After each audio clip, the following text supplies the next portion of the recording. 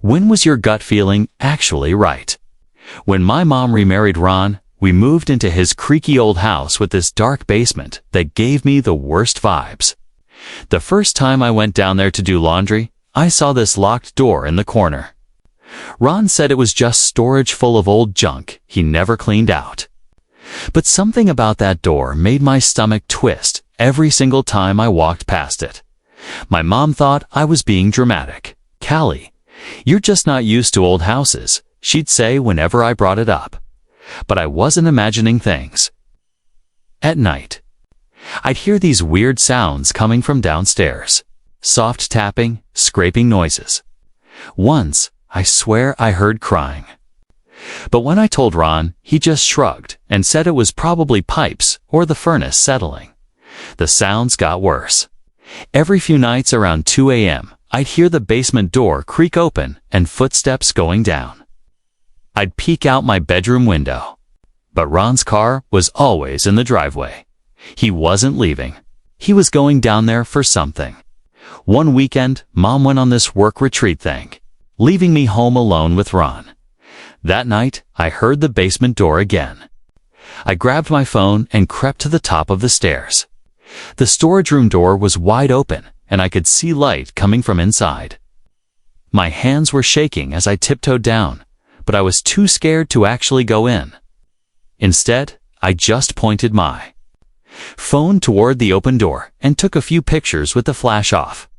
The next morning, I looked at the photos on my phone and nearly threw up. There was a dirty mattress on the floor, chains hanging from the wall, and this gross, tattered blanket. In one corner, I could see what looked like food containers and water bottles.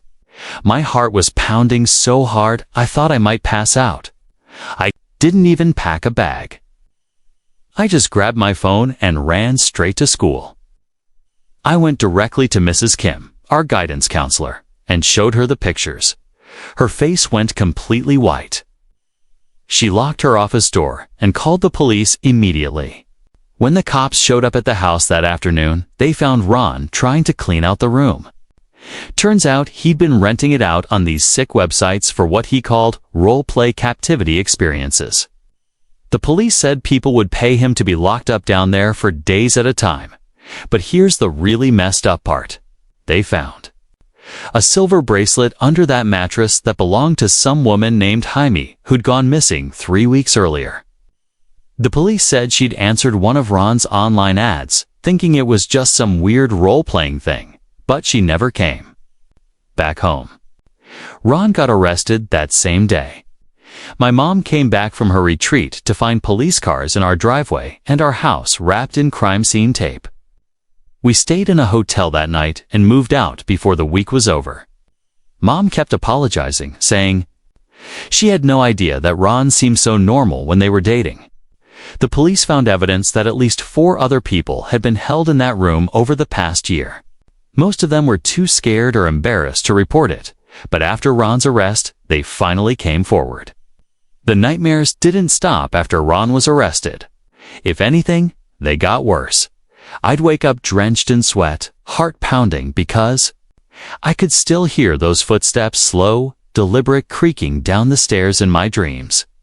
For weeks, I couldn't walk past a basement door without freezing, even in public buildings, even in daylight.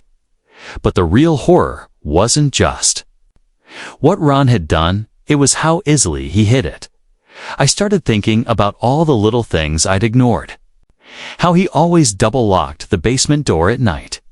How he'd flinch if someone mentioned cameras or alarms. How he'd keep the basement key on his personal chain, separate from the house keys. I remembered one night, maybe 2 weeks. Before Mom's retreat, I'd gone downstairs for water and caught Ron sitting alone in the kitchen, just staring. Not at anything, just blank. And when he noticed me, he smiled too fast, like a mask snapping back into place. I told myself, I imagined it, except I didn't. After the police raid, Mom and I went back one last time to pack what little we could. The house had been emptied, but the feeling hadn't left. Not that darkness. It was still there. While packing my clothes, I found something hidden behind my dresser. A notebook. It was Ron's single quotes, as inside were dates, names, hand-drawn floor plans of the basement, notes about food schedules, how long each guest could last without breaking. It wasn't just sick, it was methodical. Like he had routines, protocols, even psychological notes. Subject 3, afraid of the dark. Used to my advantage. I showed it to the detectives. One of them just closed the book and muttered, "Jesus." It helped them connect more missing person cases to Ron, possibly even out of state. That's when realized something chilling. If I hadn't taken those pictures, he wouldn't have stopped. There would have been more Jaimes, more people disappearing into that room. My gut hadn't just saved me, it may have saved lives. Now, anytime someone says you're being paranoid, I listen to myself. A little harder, because fear isn't always irrational. Sometimes it's your body knowing what your brain can't explain. And sometimes the monster doesn't look like a monster. Until you open the door he told you never to touch. My mom mocked me in her speech. So I exposed her affair and ruined the party right in front of the mayor and her bosses. My name is Noah. I'm 32, and if you ever want to see how much bitterness a person can bear and yet smile, try being the regret your mother toasts to at her retirement party. It occurred last Friday. My mother, Marilyn, was finally retiring after nearly 4 decades in the education system. The article once referred to her as an elementary vice principal, then a principal, and finally, a local legend. Everyone was there, including previous coworkers, students, family, neighbors. And my older brother, Lucas, the golden kid. He was a great athlete turned financial consultant with a wife. 2 children, a golden retriever, and my mother's complete attention. Growing up, Lucas was always the responsible one, the leader. But I was the kid who became too quiet in gatherings and asked questions at dinner that made people uncomfortable. I was the one who did not follow the script. There will be no sports, no major professional changes, and no settling into the suburbs. I primarily worked in digital media, either remotely or as a freelancer. I traveled sometimes excessively. They thought I was weird. It was a mistake. The celebration was held in a nearby golf club ballroom, which featured a buffet, a string quartet, and a softly playing slideshow in the background. Photos of her with students, instructors, PTA meetings, Christmas parties, and award ceremonies. Lucas and I were also included in few images, the most of which were from our childhood. But every time my face showed, the slide seemed to shift somewhat faster. I knew the mood of the night the instant I walked in. My mother kissed my cheek and remarked, "You clean up nice, Noah, for once." She then turned to welcome the mayor. Lucas shook my hand and said, "Glad you made it, little bro." As if I hadn't flown in from Barcelona expressly to be there. The speeches began midway through supper. Her former colleague offered pleasant words, some amusing stories, and some mild applause. Lucas then seized the microphone. "It's rare that a mother can do so much for so many," he declared, "and still find the time to raise 2 incredible sons." Well, 1 anyway. The room erupted into polite laughter. He looked at me as if everything was in good humor. I sipped some water. Okay.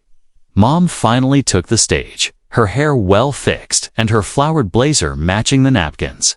She smiled warmly at the audience. "I've spent my life trying to make a difference," said the lady, "to shape young lives. And I'm proud to say I raised 2 amazing children." He looked up, her lips twisted into the knowing smirk that I despised as a child. "And 1 regret." The audience let forth a roar. Lucas laughed the loudest and almost clapped. "At least she's finally saying it out loud," he exclaimed. I simply grinned, because I arrived prepared. See, this was not my first disgrace. This was not even the 10th. Every family vacation has become a quiet practice in being tolerated. For Christmas, I received a sorry mug and a somber place at the table. Last Thanksgiving, I forgot I was allergic to walnuts and served pecan pie at every place setting except mine. This year, on my birthday, I received a group text at 11 p.m. Lucas gives one thumbs up emoji, but tonight was mine. I had brought a little present bag of basic blue paper, nothing fancy, and placed it under the stage before supper. Nobody had noticed. I stepped up carefully, took the microphone from her hands, and she beamed at me as if I were still 6 years old and going to recite something idiotic for attention. "Won't you mind if I share my gift first?" I said into the microphone. The room became silent, more out of politeness than interest. I reached into the bag and retrieved a little remote. "I thought I'd contribute to the slideshow," I explained nonchalantly, clicking once. The screen flickered. The photo of her holding a student's award has vanished, replaced by another. A scanned email from 5 years ago. My father's name in the subject line with a note beneath it. Short, cold, and condemning. "Marilyn, I can't keep doing this. You lied. You said he was mine, but the test was clear. Noah isn't." The entire room gasped. My father, or the guy I had called father for 32 years, dropped his fork. My mother's face was absolutely exhausted. Lucas stopped laughing. I clicked again. The next slide appeared. A PDF of the paternity test, dated, signed, and certified. Did not say anything? Not yet. I just watched the faces change. Some confused, some horrified, and some already whispering. I could feel every pair of eyes crawling over me like ants. And I just stood there, clutching the microphone, taking in the silence like fresh air, because it wasn't just about genetics. It was about the 32 years I wasted pursuing bits of approval from a woman who despised my existence and a family who treated me as a punchline. This was only the beginning. But I halted there, allowing everyone, including those who had just laughed, to understand the gravity of what had just happened. My father's hands were shaking. He gazed at my mother with disbelief, rage, and betrayal. Then he opened his mouth. But before he could say anything, I shut off the microphone and advanced to the next slide. The next slide was not a document. It was an ancient photo, blurry and digitized from a physical print. A photo shows my mother in her 20s sitting on a beach blanket, with a man no one in the room had ever seen before. Not my father, not anyone they'd know. But I recognized who he was. She was not wearing her wedding band in the photo. She had a big smile, wind-blown hair, and sunglasses perched on her head like a crown. And the man wrapped his arm around her waist, his chin resting on her shoulder as if he belonged there. Like this wasn't just a summer fling. And the date in the corner, March 1991, 11 months before my birth. I did not say anything. I did not need to. I simply let the image sit there on the screen, like an open wound. The crowd had become hushed. Even the wait workers had stopped moving. Forks were in midair. A single champagne flute tipped and clinketed quietly against the floor, but no one took their eyes off the screen. My father, Richard, sprang up so rapidly that his chair tipped over. Behind him, his mouth opened, then closed before opening again. Eventually, he spoke. "Who's that?" His tone was, my mom said nothing.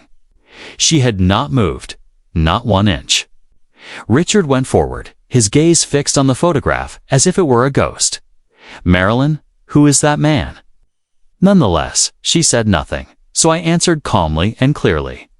His name was Eric. He was a substitute teacher at her school for a semester. They kept in touch. She told him I was his, and then she told you I was yours. My father's head turned toward me as if hearing it hurt him physically.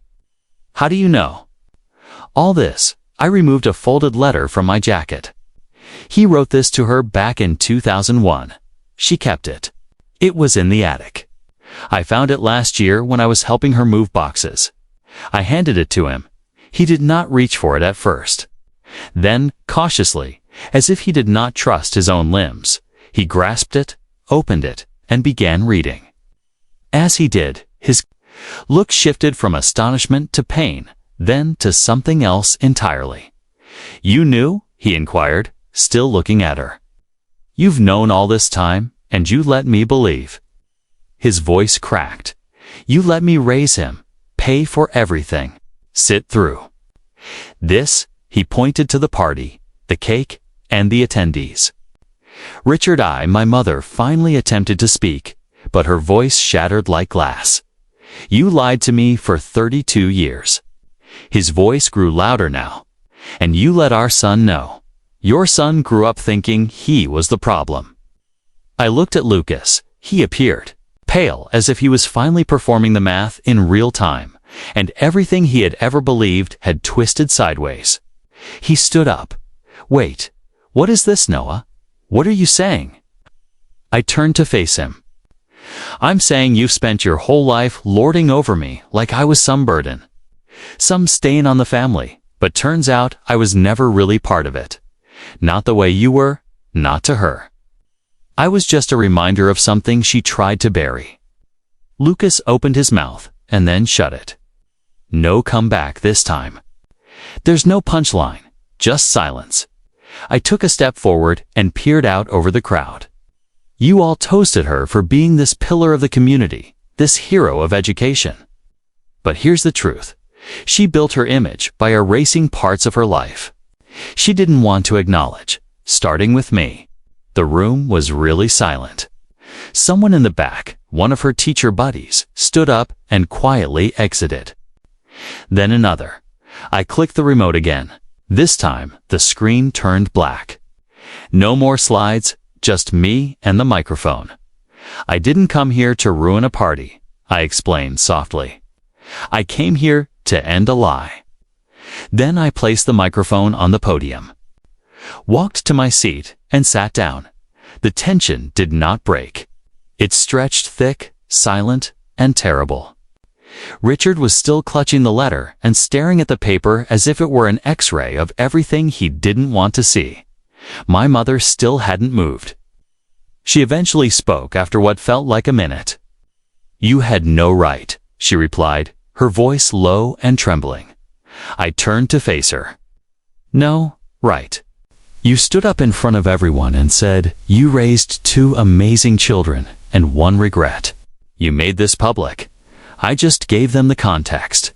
She stared at me, then really looked. And for the first time in my life, I noticed something other than irritation or disappointment in her eyes.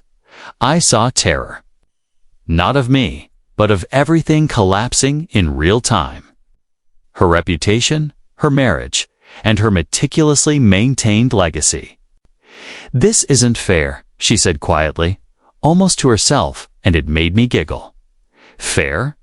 You think any of this was fair?" But before I could continue, my father dropped the letter, looked at both of us, and said, "Something I'll never forget. Get out." At first, I assumed he meant me, but he did not even look my way. He was staring straight at her. The room was so silent that I could hear the slow hum of the air conditioning vents above me, like background noise in a thriller film right before something happens. Richard's voice sliced through the air like a razor. "Get out." He repeated it again, this time louder. Not yelled, but sharp. Final. Marilyn's mouth opened as if she were going to argue, but then she noticed something in his eyes. Something chilly. Something warned her that she wouldn't win this fight. Not here, not in front of these many people. "Richard," she began, taking a tentative step towards him. "No," he replied, backing away. "You lied to me for 3 decades. You let me believe he was my son." He gestured to me. "Without looking, and I treated him like one, even when you didn't." A murmur spread among the guests. A few more people packed their belongings and began discreetly sneaking away. Some out of discomfort, some possibly out of humiliation for clapping and laughing minutes before. She took a cautious turn, as if recalling. The eyes on her, and forced a grin. The same tight, weird look she wore when a parent accused her of bias at school board meetings. Everyone. "I think this has all just been, don't," I murmured, standing up. "Don't gaslight the room now. You don't get to spin this. You lied to Dad. You erased me from every family celebration in one way or another. And you were perfectly fine letting Lucas treat me like a stray dog you let in the house out of pity." Lucas flinched, but did not interrupt. Richard looked at me for the first time since the slideshow. He wasn't furious at me, just broken and hollow. His face appeared older than it did an hour ago. "And you?" he asked me slowly. "When did you find out?" I took a breath. "Last year. Just before Thanksgiving, I found the test and the letter in a storage box. She asked me to move. I confronted her in private. She told me it didn't matter. Said, 'You're still lucky we raised you like I was some stray she adopted out of charity.'"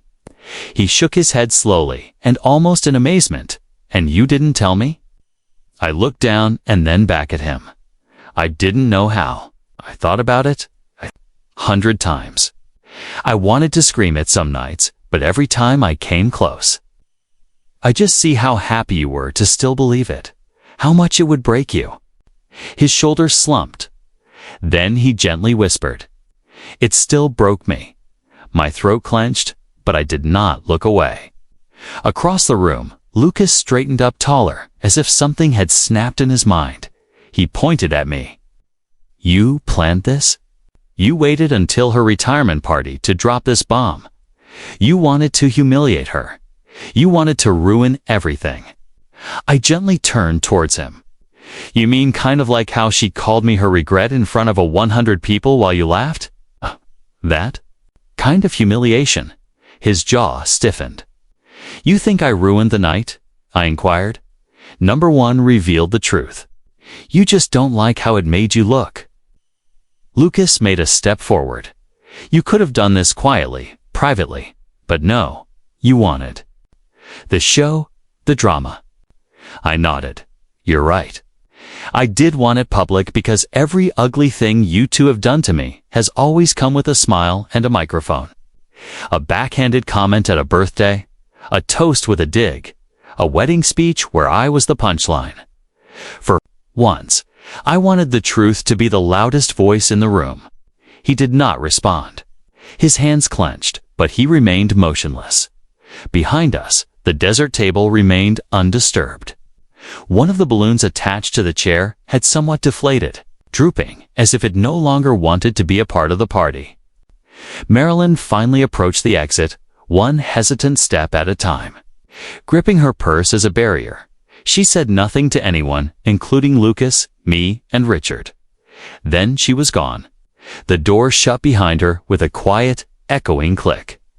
My father turned to the remaining visitors, who numbered only a few dozen and were quiet and uncertain. "Thank you all for coming," he stated frankly. "The party's over." They didn't argue. They merely started gathering their belongings and filtering out. Some gave me sympathetic looks. A few others glanced at me as if I were radioactive. I didn't care. Lucas walked out without saying anything, his wife trailing behind him, looking bewildered rather than outraged, perhaps wondering what secrets her marriage might be harboring. And then it was just Richard and me, with a few waiters in the distance, clearing up spilled drinks and half-eaten fish dishes. He eventually sat down again, carefully rubbing his forehead as if everything was too much. I sat across from him. "Are you okay?" I inquired carefully. He did not look up. "I don't know." There was a prolonged pause. "I'm not your biological son," I explained gently. "But I never wanted that to matter to you. I wanted you to know me. See me the way you saw Lucas." His hand twitched. Then he looked me in the eyes and uttered the question I had always feared, but strangely expected. "So, what do you want from me?" "Now, Noah." I glanced at him across the table, the distance between us burdened down by 3 decades of silence, mistakes, and everything neither of us had ever uttered. My fingers touched the side of my water glass as I considered his query. "Noah, what do you want from me now?" It was not a simple question. A year ago, I would have said I needed an apology, an admission that the way I'd been treated my entire life was not normal or fair, that I was left out of family photos, plans, and holidays was not a coincidence, that the way I was continuously compared to Lucas and found lacking wasn't just a mental construct. I would have wanted him to apologize for not noticing. But sitting there now, with the aftermath of my mother's retirement party still reverberating in the air, and the slideshow halted on a black screen, something had changed. I did not want him to apologize to her anymore. I did not want him to explain to her. I didn't need him to defend me. So, I simply said the first thing that came to me. "Nothing." His brow wrinkled. "Nothing. I don't want anything." I stated simply, yet firmly. Not money, not sympathy, not a redo. I'm not here to be adopted retroactively. I needed the truth to come out.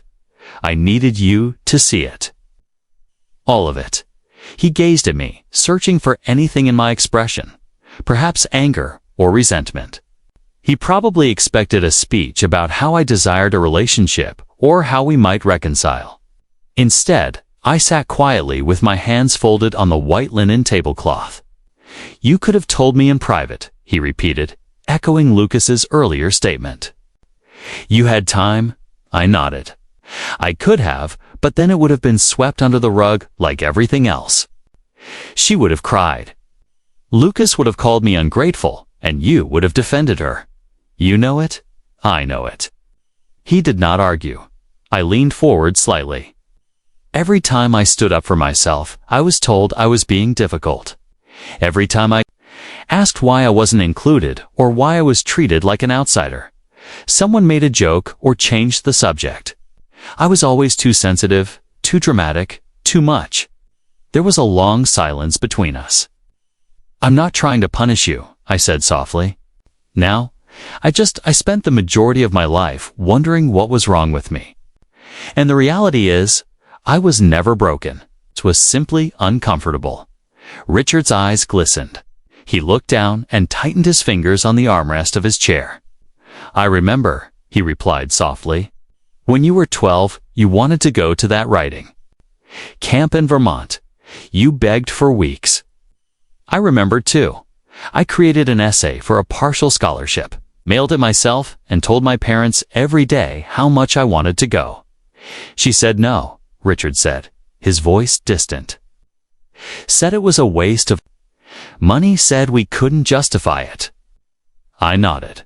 Then 2 months later, Lucas got that new mountain bike and a GoPro. He breathed shakily. I should have seen it. I did not respond. Some things did not require agreement. Eventually, he looked up. "I don't know what will happen now with your mother." With us, I met his gaze. "I'm not asking for anything to happen. I just wanted the truth out there. Whatever happens next is on you." He nodded slowly, as if his neck were made of stone. "You're not a regret, Noah." I offered him a timid smile. I know that now, whether she admits it or not. We sat silently for a while. The dinner hall was mostly empty now. Several servers were folding tables and stacking chairs. One of them accidentally knocked over his centerpiece vase, and the crash startled both of us, but we remained seated. Finally, Richard stood up. "Are you staying in town for a while? Few more days?" He paused. "Would you maybe come by the house sometime? Not for her. Just maybe we could talk." I pondered it. Maybe, but I'm not going to pretend everything's fine. I'm not going to sit around and play with my family like this didn't happen. He nodded solemnly. "I wouldn't ask you to." I stood and adjusted my coat. All right then. He offered his hand. I glanced at it for a second before shaking it. It seemed weird, stiff, and unpleasant, like two business people negotiating a contract. They didn't understand, but it meant something. Perhaps not everything, but something. Then I walked out. The next morning, I awoke in a small guest room at the downtown inn. The sun was streaming in through the partially open curtains, and my phone had more notifications than I wanted to read. A few came from attendees at the party, with others claiming they had no idea they supported me. Others sent me ambiguous, "Are you okay?" texts, which I disregarded. Only one message stuck out. It came from Richard. Just a simple, "I started packing some of her belongings. I'm not sure what I'm going to do yet, but I wanted you to know, I believe. You and I am sorry it took so long."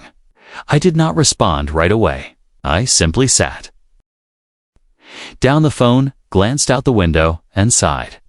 For the first time in a long time, I felt calm, not vindicated, not triumphant. Just be still. Later that afternoon, I walked by the old park in our home where I used to play as a child, generally alone, because Lucas didn't want me to join his friends. I sat on the bench near the rusting swing set and simply listened. Birds chirping, leaves rustling, and children laughing off in the distance. It gave me a sense of closure. Not a clean one, and not the kind wrapped in a bow, but authentic. The truth had been let free. Whether they liked it or not, they could no longer pretend. A few days later, I caught a trip back to Spain.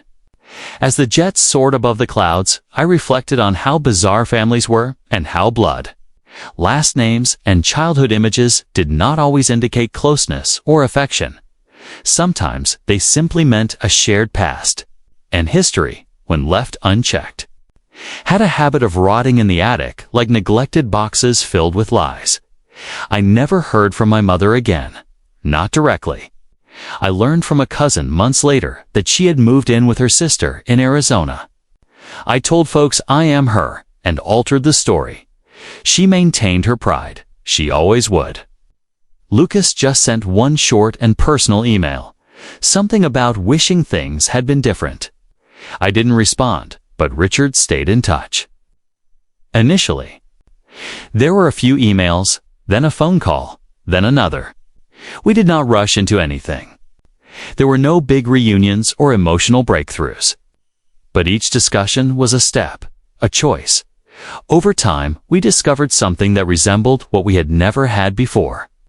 Not a father-son tie based on responsibility or tradition, but something softer, founded on honesty, mutual respect, and a strange type of understanding that neither of us could articulate.